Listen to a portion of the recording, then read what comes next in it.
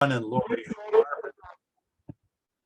Harmon, they weren't on the Zoom church last week, if you noticed, because they were down in LA visiting family, but they were also looking at houses. They're thinking of moving down to LA because they're tired of Sacramento. They're tired of our church. They just want to change of scenery. Plus, for John, the big draw is it's closer to Disneyland. What do you think about that? Obviously, that's a rumor. There is no real truth to it. I mean, there are some truth. They did go down to LA last weekend to visit family.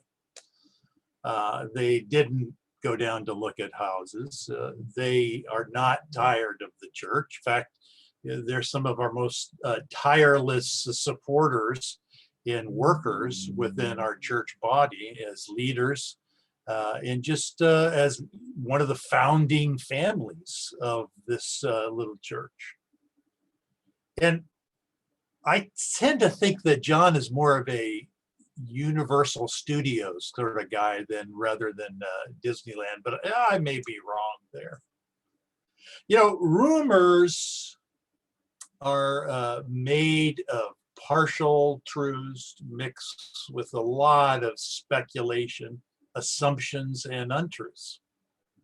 That's really the nature of a rumor. And we like rumors. As human beings, let's face it, we kind of like rumors because, well, there's several reasons.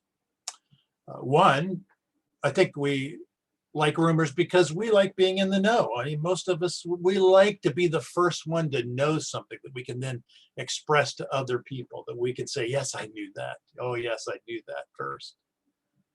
And so a rumor makes that much easier because you don't have to necessarily wait for facts to come in, on the scene. You can simply make up your own. I think another reason why we like rumors is because they're tantalizing, they're exciting. They're usually almost a little edgy at times, shocking. And while we may act somehow appalled, we may act like, oh, that's so horrible. Deep down inside, there's a part of us that is enjoying the tantalization we're feeling.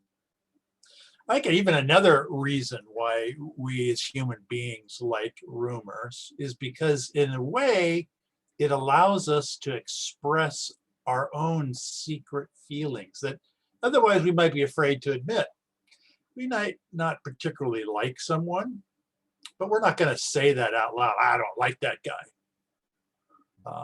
I don't like John and Lori Harmon. But if we heard a rumor like the false rumor I just spread a little bit ago, we might be apt to think, oh, that makes sense, and take a little bit of pleasure out of hearing some sort of disparaging news. That can happen as well. I mean, let's face it, perhaps the biggest reason is really all those things together, making rumors fun. Rumors are fun until they start hurting people and hurting situations, because at the very core, rumors are dangerous and destructive. There's nothing more that will destroy the unity of a church than a rumor. The same goes with a family. The same goes with a friendship or a marriage. Rumors are dangerous and very, very destructive. Now, you'll notice that when I put the slide up earlier with the title of the message, it said Joshua 22. That's a chapter that we skipped over as we were going through our study of the book of Joshua. And I did that strategically because, well, you're going to find out towards the end of the message why that is precisely. But I wanted to save what happens in Joshua 22 for the right time when God can use it in the life of our own church. I knew we were close to that, and so I delayed just a moment. So now we're going to finish up our study of the book of Joshua by looking at Joshua 22. And when you do look at this chapter, you discover that it is all about rumors, how they start, how they are stopped before they destroy. So if you have your Bible, you can turn to Joshua 22. I will put some of those passages up on the slides for us as we go through this study. So from the beginning of the chapter, we read that the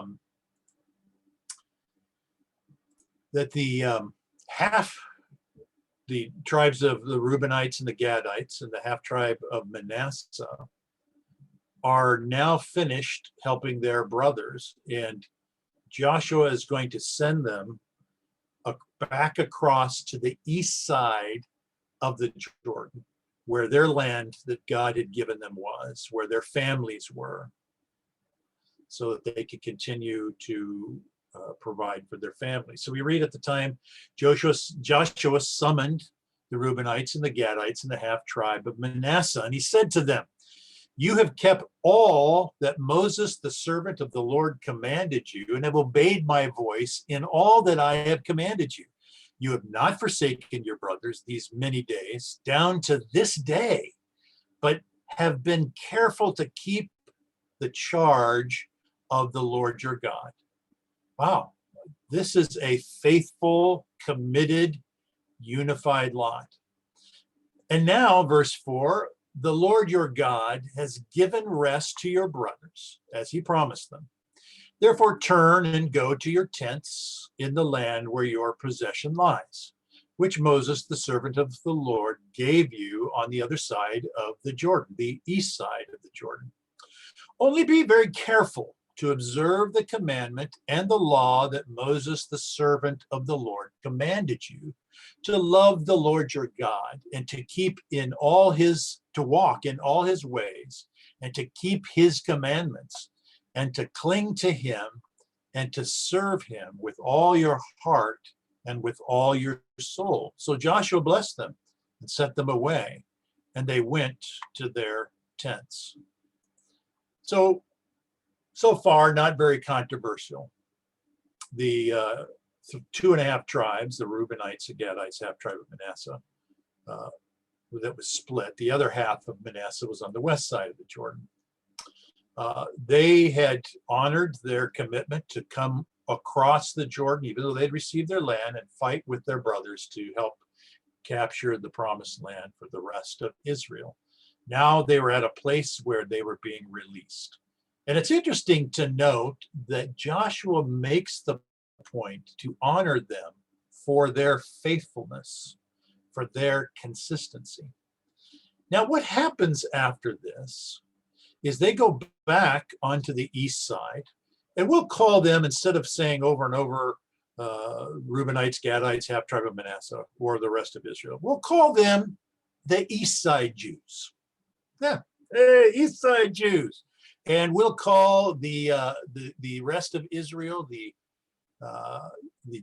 9.5 tribes that are often called 10 tribes, we'll call them the west side Jews. That's the bulk of Israel. So the east side Jews go back over to the east side. And when they do, they erect a large replica. In fact, the text says it was a substantial size replica of the altar that existed in the town of Shiloh, where the main altar for Israel was at the time. And they erect that close to the Jordan. Now, the west side Jews get wind of this. And so we see, starting in verse 11, and the people of Israel heard it, said, "Behold, the people of Reuben and the people of Gad and the half tribe of Manasseh have built an altar at the frontier of the land of Canaan, in the region about the Jordan, on the side that belongs to the people of Israel. And when the people of Israel heard it, the whole assembly of the people of Israel gathered at Shiloh to make war against them. So they're pretty disturbed by this thought that they had built this other altar instead of letting the altar at Shiloh remain to be the only altar. So we pick up the story after that in verse 16. They send over Phinehas, who's the son of Eleazar, the high priest at the time. And he takes 10 representatives from the 9.5 tribes of the West Side Jews, one from each tribe. And they go over to the East Side Jews. In verse 16, we read, "Thus says the whole congregation of the Lord." This is what they say. "What is this breach of faith that you have committed against the God of Israel and turning away this day from following the Lord by building yourselves an altar this day in rebellion against the Lord? Have we not had enough of the sin at Peor, from which even yet we have not cleansed ourselves?" Now, just as a reminder, the sin of Peor is an area where it's where the whole incident with Balaam and his donkey, and Balak, one of the local kings, was trying to get Balaam to curse Israel, and instead the Lord moves and he blesses them. Well, eventually the people settle in that area, and many of them begin to worship the god Baal, which is a god in that area, a local deity. And because of that, God judges them. And so we read, "And for which there came a plague upon the congregation of the Lord, that you too must turn away this day from following the Lord.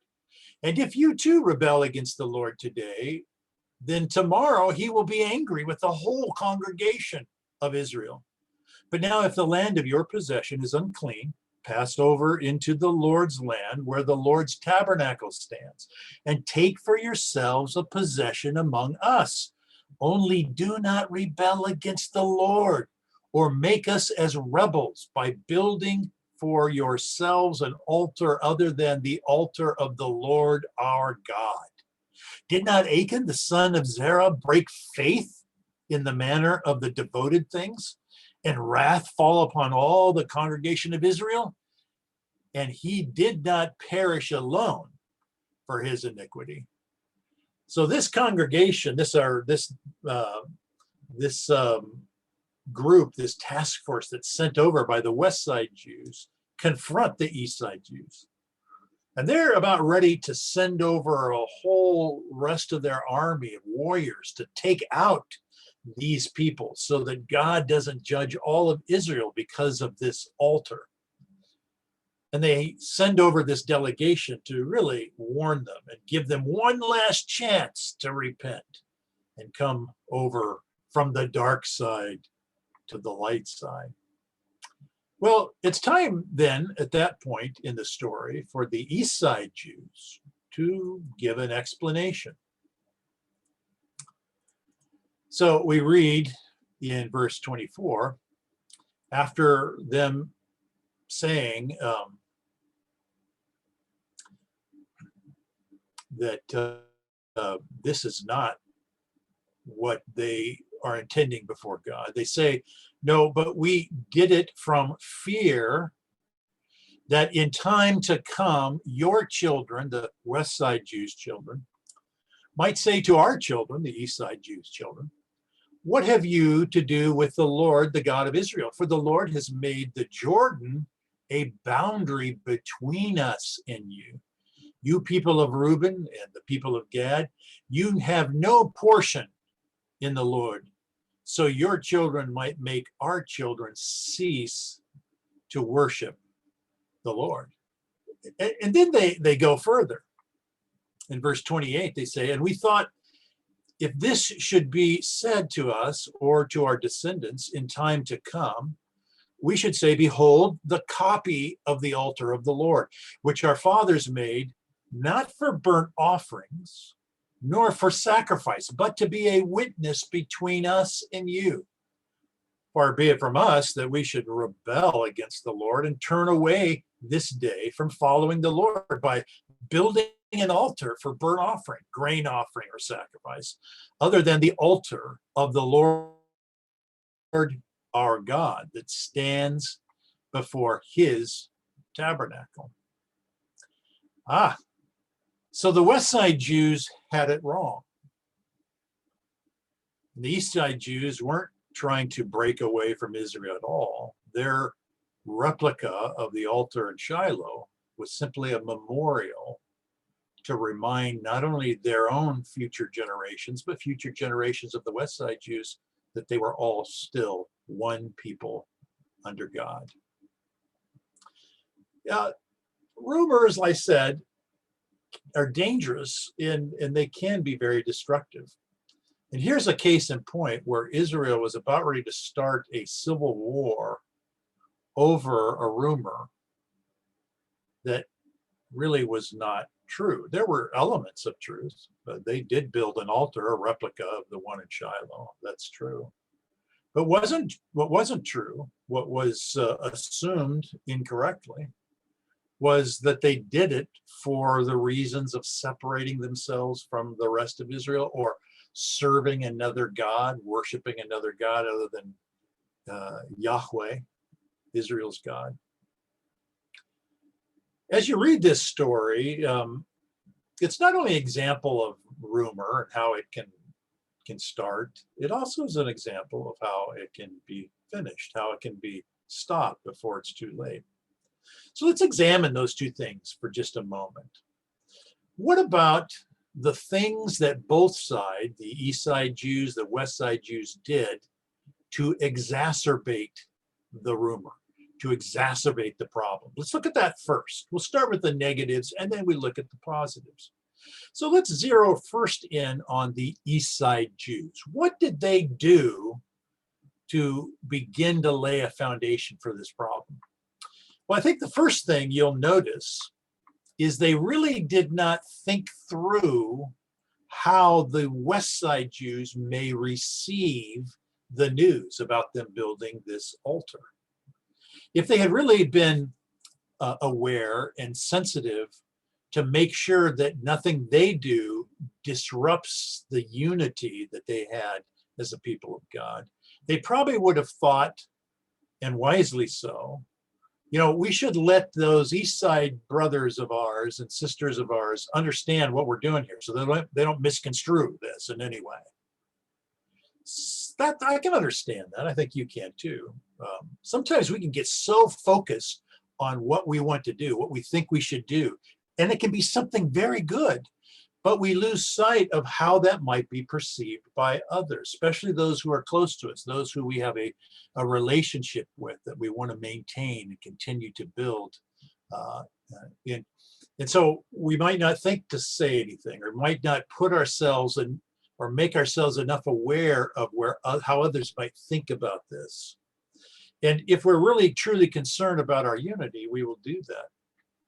Another thing that the East Side Jews didn't do that would have helped if they had done is they failed to communicate their intentions. Now that kind of goes along with the first thing.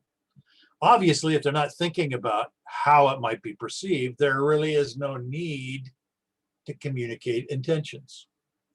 Yet you never can go wrong by being very clear all the time what your intentions are. To those who are a part of your family, to those who are a part of your church family, to those people that are important to you, that you want to maintain unity with. See, when we're suspicious, acting suspicious, when we're secretive, when we're doing things that we really don't care what other people think, we actually are creating an environment that's ripe for rumor. Now, there are always those things that we'll keep to ourselves that are private matters, and I'm not talking about those.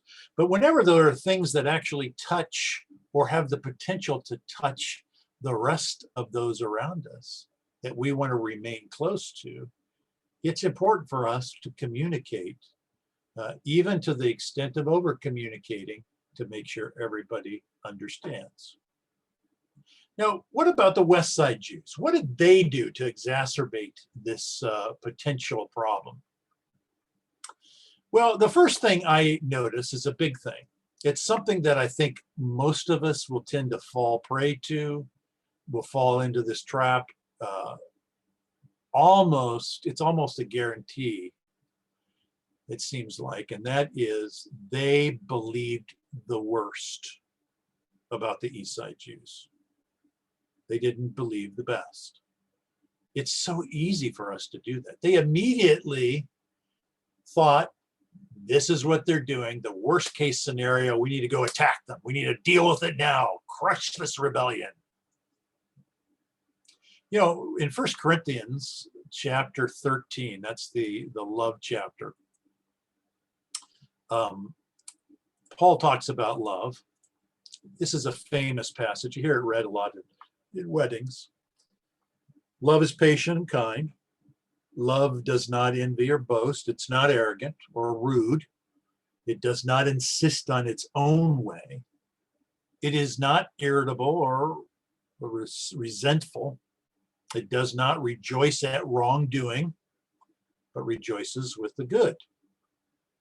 And then notice this last verse. I've underlined it so you can pay particular attention to it.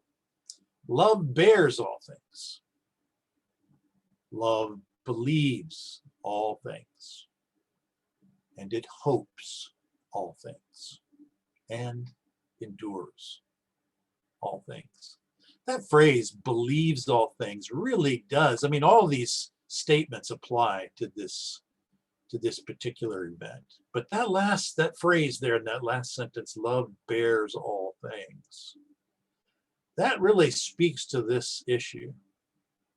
True love doesn't rush to believe the worst. It suspends that belief in the worst to believe the best until otherwise shown differently with the facts. You know, I told you to take notice of those first few verses where Joshua sends the East Side Jews away, and he compliments them just on their faithfulness in being a part of the community of God. And yet when the altar was being built, they were very quick to question that, to not remember the faithfulness, their commitment to the rest of Israel. And you might stop and think, well, boy, that seems really, weird. It wasn't that long ago that happened. They should have at least suspended judgment. Yeah, they should have. But here's the truth: we all fall into that trap. We don't always suspend judgment. We hear a rumor, it tantalizes, it's exciting, it's something shocking, maybe, and we're all too quick to believe it, or at least believe parts of it, and assume it's true.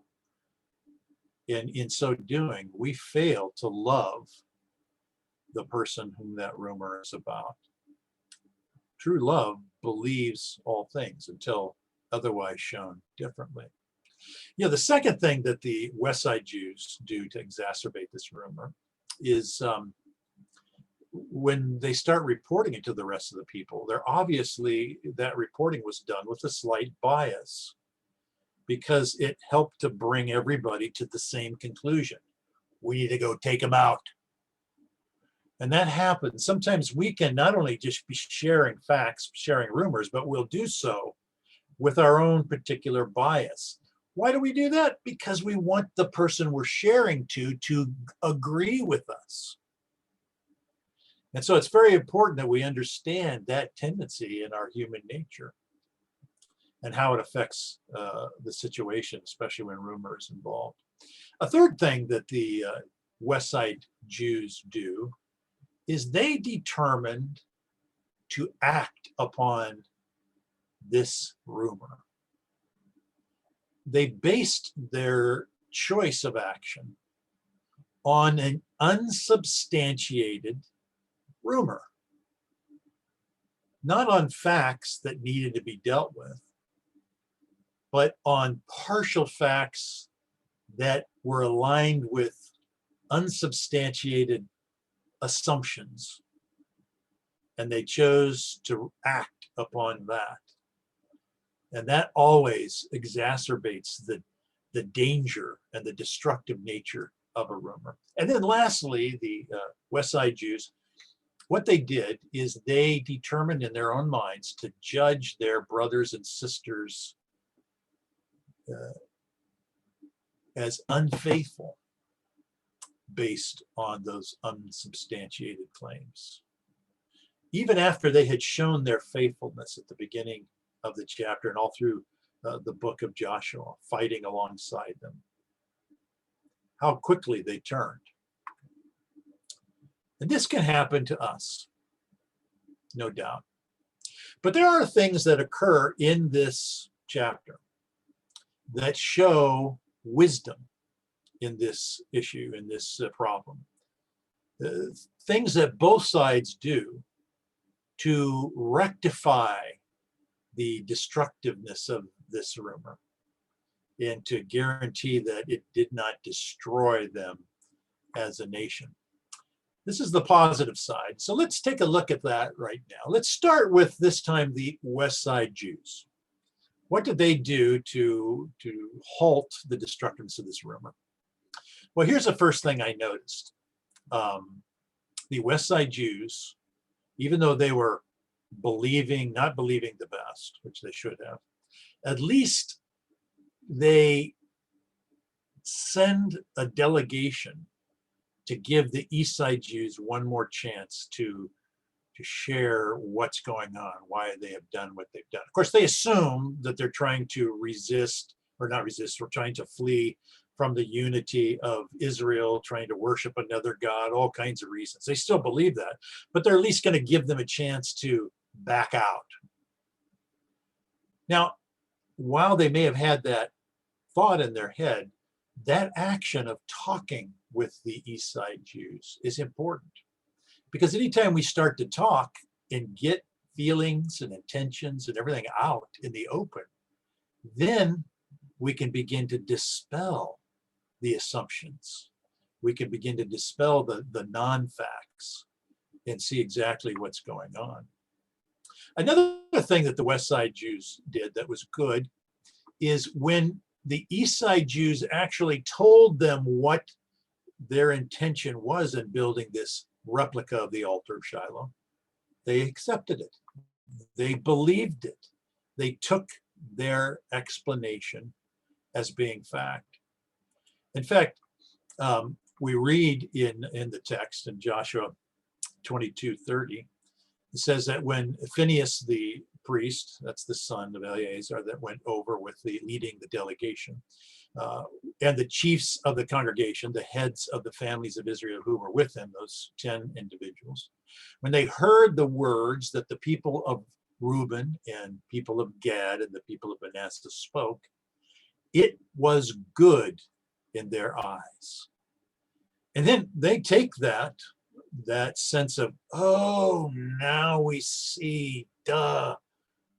They take that to the people. In fact, we read in the next verse, and Phinehas, the son of Eleazar, the priest, said to the people of Reuben and to the people of Gad and the people of Manasseh, today we know that the Lord is in our midst because you have not committed this breach of faith against the Lord. Now you have delivered the people of Israel from the hand of the Lord. You know, they acknowledge the fact that it is God who is in the midst of this union of theirs. They're acknowledging really that this is a God issue, that not just that the other person they're pointing the finger at needs to realize that, but that they each themselves need to be aware of how important this issue is. And then they did another thing, which I think was very crucial. And I mentioned this a little earlier. They took this report to the rest of the people on the west side of the Jordan.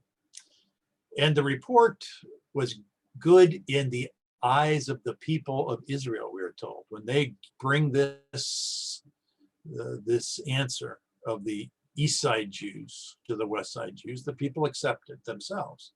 And the people of Israel blessed God and spoke no more of making war against them to destroy the land where the people of Reuben and the people of Gad were settled. So here are some things I think are really important for us to see, that the West Side Jews do well. They send the delegation. They listen to the explanation. They believe it. They then move on from there. They don't sit and nurture that misassumption, that misjudgment that they had. Now, that's important to note because, I think this is another area where we can really struggle as human beings. It's hard when the rumors we have nurtured and nursed for so long suddenly are shown to be totally inaccurate and different, to let go of the animosity that we have felt, we've allowed to build up within us. I'll give you an example of this from our own church history. And I'm not going to give any names because, well, those people really aren't around anymore anyway, but still, we don't need names. But I can remember when we invited the worship leader we had for a while, Kevin and his family, if you remember, on to help lead us in worship. We had some individuals that were very offended by that. And they felt like we were spending money where we didn't have it. And that began getting nurtured over time. And they stopped attending. Later on, when talked to about why that was, and we heard that was the reason, it was a very quick explanation. No, that's not what happened at all. They weren't being paid. They came on and were doing it without us paying them. And suddenly that whole rumor was completely dissipated, but the feelings remained. And that can happen. We're not careful. So it's important to note that a good thing that the West Side Jews do is they believe the report, the intentions, and they let go of the animosity that may have occurred. Now, what about the East Side Jews? What did they do to help stop the destructive power of the rumor? Well, one thing I noticed right away is they did not react to the accusations of the West Side Jews. They knew that they were wrong. They knew that they had totally misread the situation. But you'll notice their reaction was not to say, "How dare you say that? You don't have any idea what you're talking about." Because all that does is fuel the animosity that it goes along with these assumptions. So that was one thing I noticed they do. Another thing I noticed they did is they reiterated their loyalty to God, and thus through God to the rest of Israel. In fact, when you look in the text again, you'll find that in verses 22, the first part, we read, they say, in response, right after being accused by this delegation that went out to investigate, they say, "The mighty one God, the Lord, the mighty one God, the Lord, he knows, and let Israel itself know." Now, you'll notice the phrase, "the mighty one God, the Lord," is repeated. And if you remember, this is one of the ways that literarily that Hebrew culture emphasized things. When you had a word repeated or a phrase repeated, it was there for emphasis. So really what is happening here is they are basically saying with a great deal of enthusiasm and sincerity, God is our God. And we want him, he knows the truth, and we want you, our brothers and sisters in Christ, to know the truth. So I see that as a positive thing that Israel on the east side of the Jordan does. Then the next thing I know that they do is they're not reluctant at all to explain their thought process, the intent that was behind it. They don't do so begrudgingly, they don't do so out of anger, but they do so very clearly so that they can communicate to the West Side Jews the emotions as well as the facts about why they were doing what they were doing. And then the last thing you'll notice here in the second half of verse 22 and through 23 is they put themselves squarely in the hands of Yahweh, of God. They say, if it was in rebellion or in breach of faith against the Lord, then do not spare us today for building an altar to turn away from following the Lord. I mean, if that's why we have done it, then we agree with your desire to take us out. We deserve it. Or if we did so to offer burnt offerings or grain offerings or peace offerings on it, may the Lord himself take vengeance. So what they are doing is they are saying, in essence, this isn't our intent. Because they later, right after this, tell them exactly what was going on in their heads. But they say, you know what? You're right to be upset if indeed that is our intent. But it isn't. And here's why we did it. It wasn't to have our own altar all to ourselves. It wasn't to worship another God, but simply to be a memorial to our future generations and your future generations, that we are a part of you and you are a part of us. Now, all those factors, if you think about it, are really wise ideas for us to entertain when we're tempted to move towards rumor. Verse 13 of First Corinthians, chapter 13. I want us to look at for just a moment. It says, so now faith, and this is how Paul wraps up his discussion about love. So now faith, hope, and love abide. These are the things that will stay around. These are the things that will last in terms of relationship. These three, he says. But of those three, he says, the greatest of these is love, because that is what helps us to do the things that we can do to prevent rumor, and when we see it start to happen, to deal with it in a positive way, to ensure our unity as the people of God. Now, before I let you go and turn you over to John, one of our leaders, I just want to say that the reason I have left this sermon until now is because we as a church truly are at a crossroads. We don't have a place to meet. We don't have a place that is ours. The places we thought might be developing have proven for various reasons to be not feasible for us, for our situation right now, both financially and physically and emotionally. We're here on Zoom, and we're thankful to God for this, but it's not the same as being face to face. It's not the same as being together. We feel that, each of us, myself, my wife, each of the leaders and their families, we feel that. We've talked about that quite a bit. We feel that tension that's existing by us and just not being around.